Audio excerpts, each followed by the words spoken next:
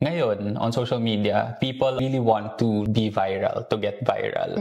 Yun eh. Pero sobrang fatigue na yung nabibigay sa atin ng mga content. Yung mga brands ngayon, nag-shift na sila into, may tinatawag tayo, maliban dun sa authenticity, may tinatawag tayong curation. So, yun yung mga content creators na nag-curate ng lifestyle, ng culture, ng vibe, ng taste. Yun yung parang medyo evolved form ng influencers. Kasi ngayon, sobrang na tayo, diba? Pag very salesy na yung mga influencers. Hindi natin totoong sure kung gumagamit sila ng product or kumakain sila ng ganito.